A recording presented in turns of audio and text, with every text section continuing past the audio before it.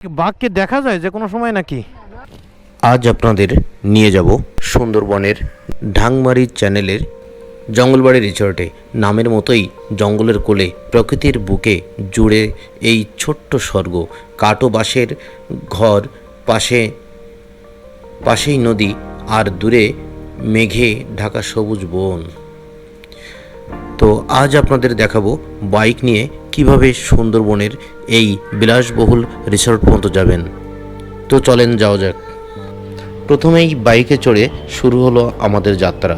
ঢাকা থেকে প্রথম কিছুটা সময় ছিল একটু ব্যস্ত, কিন্তু ধীরে ধীরে শহরের কনক্রিট পেছনে পড়ে গেল আর চোখের সামনে খুলে যেতে লাগলো সবুজে ভরা গ্রাম বাংলার প্রকৃতি। তো যাচ্ছি খুলনা বাংলা রোড দিয়ে। অসাধারণ ব্যাপার স্যাপার। একটা বাজার দেখতে পাচ্ছি, মানে হাট আর কি মনে হয়, নাম হচ্ছে ভাগা বাজার। খুলনা মংলার যে হাইওয়েটা সেটা এখানে এসে শেষ হয়ে গিয়েছে। এখানে প্রচুর নারকেল গাছ দেখতেছি। হ্যাঁ, আমরা এদিকে যাব। এই যে নদীর উপর মংলা সিটি, আর এইবার আমরা আসলাম। এটা হচ্ছে নারকেল জিঞ্জিরা টাইপের আর কি, প্রচুর নারকেল বাগান এখানে। এই বোটগুলো নিয়ে করঞ্জল যাওয়া যাবে। করঞ্জল হচ্ছে সুন্দরবনের ভিতরে একটা ন্যাচারাল পার্ক। ওই পার্ক পর্যন্ত যাওয়া যাবে। এখান থেকে সর্বনিম্ন ভাড়া বোর্ডের 2000 টাকা পড়বে। 2000 টাকা থেকে শুরু, সেটা জানলাম। বোর্ড ভাড়া কত করে ভাই? যদি দুইজন যাই কত লাগবে? দুইজনে গেলে কত লাগবে? 2000 টাকা লাগবে। আর এমনি যদি আমরা লাইনের কোনো ইসে যাই, লাইনের সিস্টেম, ও মানে ভাড়া 2000 লাগবে, তাই তো? তাই আমরা 10 জন গেলে তো কয়জন? 10 জন গেলে ধরেন সবাই যদি পরে বসে দেয় আপনার একটা, হ্যাঁ হ্যাঁ হ্যাঁ, এত ধরেন 3000 3000 সাড়ে মানে যেমন ডেকোরেশন থাকবে আর কি, এই টাইপের ভাড়া করে নিতে হবে। তো এই জায়গায় বাইক গাড়ি রাখার সিস্টেম কি? গাড়ি এটা পুরোটাই হচ্ছে পার্কিং এর, এই জায়গায় রেখে যাওয়া যাবে। তো লাউডো ফেরিঘাট দিয়ে আমাদের নদীটা পার হইতে হবে। এই ফেরিটা পার হইলে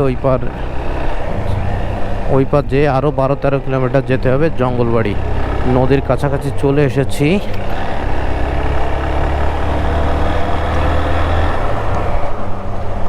এটা হচ্ছে ফেরিঘাট, আমরা ফেরিতে পার হবো এখান থেকে।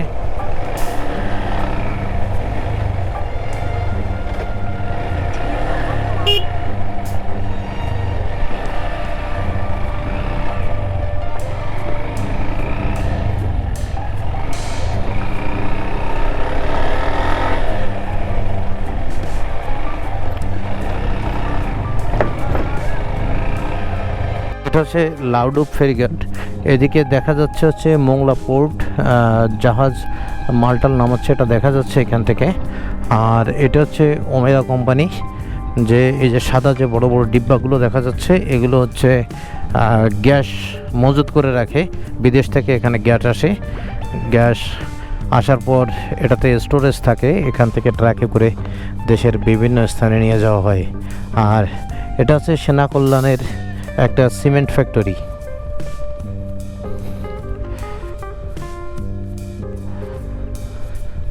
শেষমেশ পৌঁছলাম লাউডোপ ফেরিঘাটে।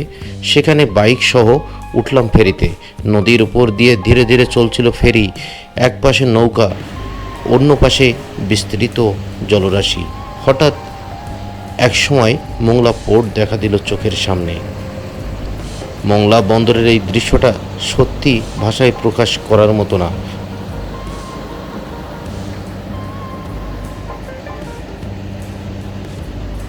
ফেরিটা আমরা পার হয়ে গিয়েছি, এখন নেমে যাব। এবার এই সিমেন্ট ফ্যাক্টরি দেখা যাচ্ছে, ওমেরা গ্যাস কোম্পানি। সামনে এটাও cement company, King Brand Cement. আর ওটা হচ্ছে মোংলা পোর্ট। আর আমরা এখন যাব হচ্ছে জঙ্গলবাড়ি রিসোর্টে। তো চলেন যাওয়া যাক, উপরে উঠি। বাস আসতেছে। প্রচুর গাড়ি এবং লোকজন এই ফেরি দিয়ে পার হয়।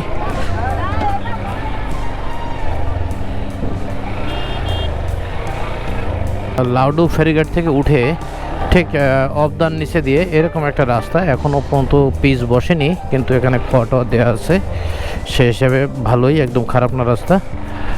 আর এরকম পাশে একটি খাল আছে, এর পাশ দিয়ে আমরা বাইক রাইড করে যাচ্ছি। আমাদের আর যেতে হবে 7 কিলোমিটার। 7 কিলোমিটার গেলে আমরা জঙ্গলবাড়ি যে রিসোর্ট আছে সেখানে পৌঁছে যাব। খুব বেশি পথ নেইও, 10 মিনিট লাগবে। আর হচ্ছে 4.5 কিলোমিটার পথ আছে। এই গ্রামীণ পরিবেশ দিয়েই যেতে হবে, আর জোয়ারের পানি একেবারে ভরে গিয়েছে। তো আমরা আর কিছুক্ষণের ভিতরে জঙ্গলবাড়ি পৌঁছে যাচ্ছি। চলেন যাও যাক। আমাদের আর আছে 3.3 কিলোমিটার, যেতে সময় লাগবে 8 মিনিট। তো সুন্দর একটা রোড দিয়ে যাচ্ছি আমরা, যে রোডটা একেবারে মাঠের মাঝখান দিয়ে, এপাশে সবুজ কালার, মানে সবুজ কালারের কার্পেট বিছানো আর কি। এপাশেও সেই একই ব্যাপার, প্রচুর গবাদি পশু, মানে একেবারে যতদূর চোখ যাচ্ছে ওইখান থেকে এই পর্যন্ত প্রচুর গরু বাছুর এখানে আছে। তো এমন একটি পরিবেশ দিয়ে, এমন একটি প্রাকৃতিক পরিবেশ দিয়ে আমরা যাচ্ছি, আসলেই ভালো লাগতেছে। আর খুব বেশি দূর নেই, সামনেই সুন্দরবন এবং সেই জঙ্গলবাড়ি রিসর্ট। সম্ভবত আমরা শেষ প্রান্তে চলে এসেছি, সামনেই অবদা রাস্তা, আর ওর পাশে নদী, তারপরে সুন্দরবন। আমরা এখান থেকে বামে যাব।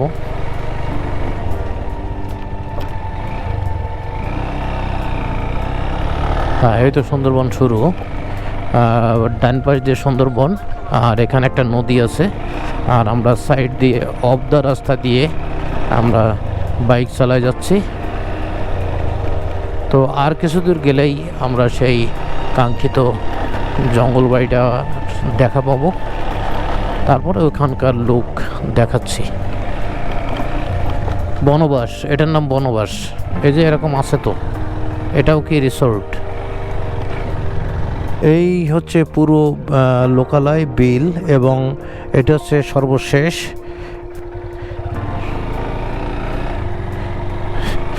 ড্রোন তো ফ্লাই করবই, আগে আমরা এসে যাই যে জায়গা গন্তব্য, ওই পর্যন্ত পৌঁছে নিই।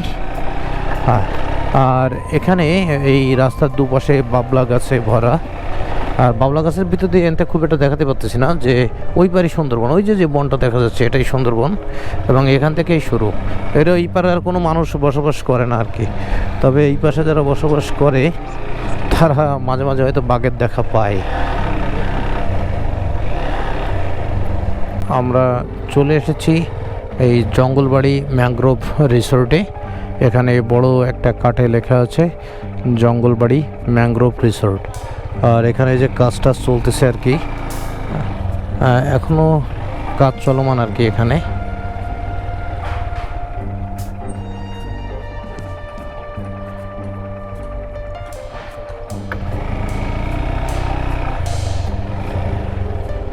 এই জায়গায় বর্ষা হয়েছে আজকে মনে হচ্ছে। তো এটাই একটা গেট, আর ওইটা একটা গেট। ভাই, এই জঙ্গলবাড়ির অফিস টফিস কোন জায়গায়? ওই ভিতরে কোন পথে যাইতে হবে?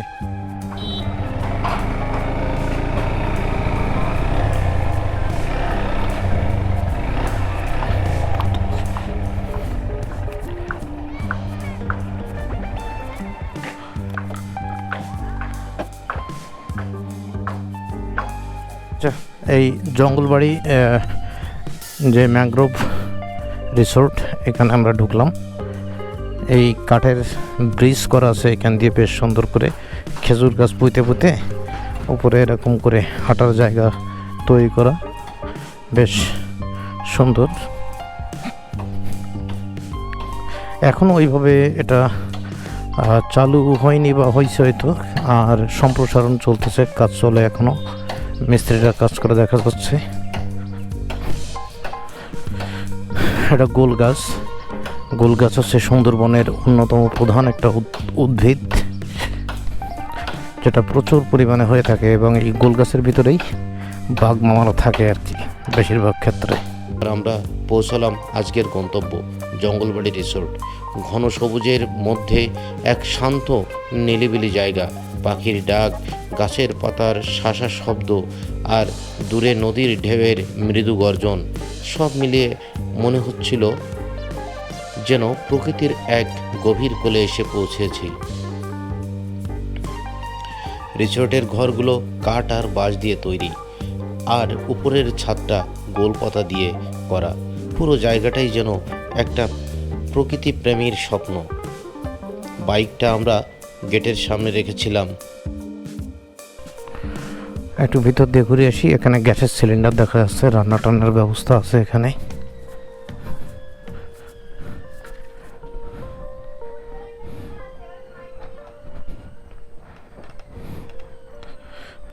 গোল ফল হয়ে আছে আর কি। হ্যাঁ, নদী তো এই একেবারে নদী কাছে। হ্যাঁ, ওইখানে যাবো আমরা। এদিক যাবো আর নাকি এই জায়গায় যাবো?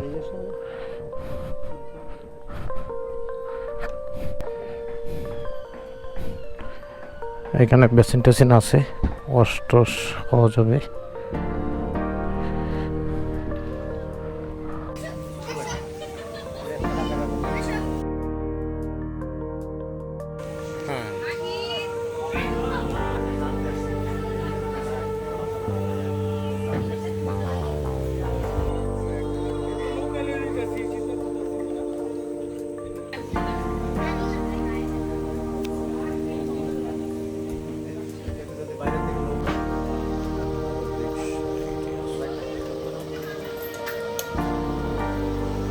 ভাই কি দায়িত্ব আছে না জায়গাতে? না, হ্যাঁ, যাই হোক আর কি।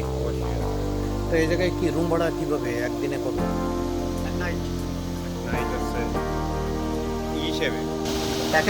প্যাকেজ হিসেবে এর থাকার সুযোগ নেই প্যাকেজ ছাড়া? হ্যাঁ, প্যাকেজ ছাড়া যদি কেউ থাকতে চায় তাহলে সে কিভাবে থাকবে? মনে করেন আমরা আসছি, আমরা সেই নাইট আজকে থাকবো, মনে করেন রুম আগে বুকিং হয়ে যায় 15 দিন আগে বুকিং দিয়ে আসতে এরকম হয়। সুযোগ আছে কিনা? হ্যাঁ, সুযোগ আছে, কিন্তু বুকিং যদি দিয়ে আসতে থাকে, হবে। যদি কেউ আসে, যদি আপনাদের খালি থাকে তাহলে সে কিভাবে থাকবে? খালি থাকলে তার রুম দেওয়া হবে। রুম দেওয়া হবে, ধরেন সে প্যাকেজের আওতায় পড়তেছে না তো। মনে করেন প্যাকেজে তো আপনারা মোংলা পর্যন্ত দিয়ে আসেন, সে যদি প্যাকেজে থাকা চায় তাহলে প্যাকেজে থাকতে পারবে, আর প্যাকেজে না থাকলেও থাকতে পারে। এমনি রুম ভাড়া হচ্ছে 4,000 টাকা, আর প্যাকেজে আসলে হচ্ছে 12,000 টাকা পরে দুইজনের। মানে জন প্রতি 4,000 টাকা এক নাইট, প্যাকেজের বাইরে আছে। এক নাইট আর না কোনো সুযোগ সুবিধা আছে নাকি? মানে থাকলে এমনি আপনারা- কোনো সুযোগ সুবিধা না। শুধু- খাবার হচ্ছে শুধু সকালের খাবার হচ্ছে কমপ্লিমেন্টারি দেওয়া হয়, আর দুপুরি 550 টাকা, আর রাতে 550। এটা পে করতে হবে? হ্যাঁ, খাওয়ার জন্য। খাবার। আচ্ছা। বাবু ভাই, বাবু ভাই,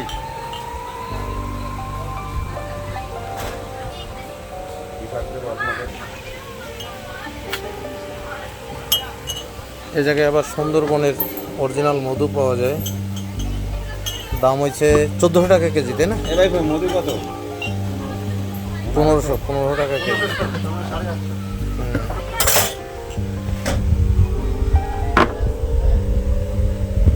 নাও, এখানে বসি।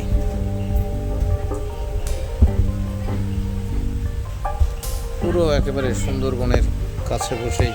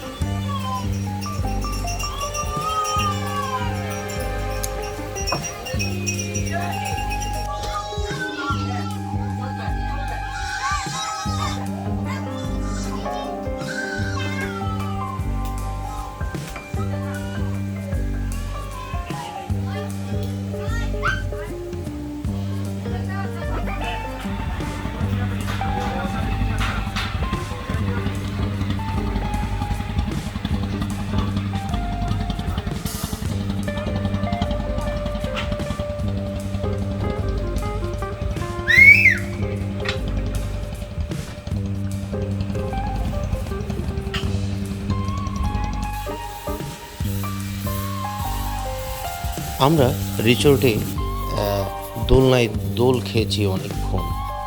দোল খেতে খেতে সামনের সুন্দরবন দেখতে কী যে ভালো লাগে এটা বলে বোঝানো যাবে না, এটা অনুভূতির ব্যাপার। দিন শেষে এমন একটা জায়গায় এসে মনে হলো এই তো আসল জীবন। রাস্তা, গন্তব্য, প্রকৃতি আর একটু নীরবতা, এই মিলেই তো একটা সুন্দর ট্রিপ। এই ছিল আমাদের ঢাকা থেকে মোংলা হয়ে লাউডোব ও জঙ্গলবাড়ির ছোট্ট এক অ্যাডভেঞ্চার। সামনে আবার দেখা হবে নতুন কোনো গন্তব্যে, নতুন কোনো গল্প নিয়ে। সে পর্যন্ত ভালো থাকবেন। ভিডিওটি ভালো লাগলে সাবস্ক্রাইব করবেন।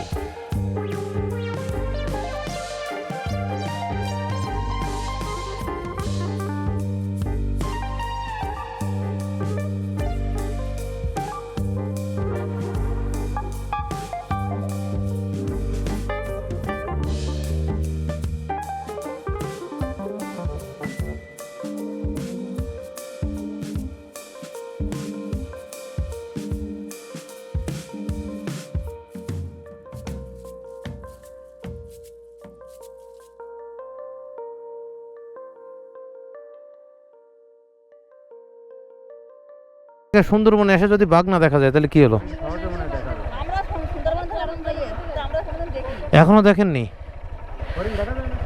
হরিণ তো দেখা যায় কথা। হরিণ দেখা যায়, বানরটা দেখা যায় বেশি। ও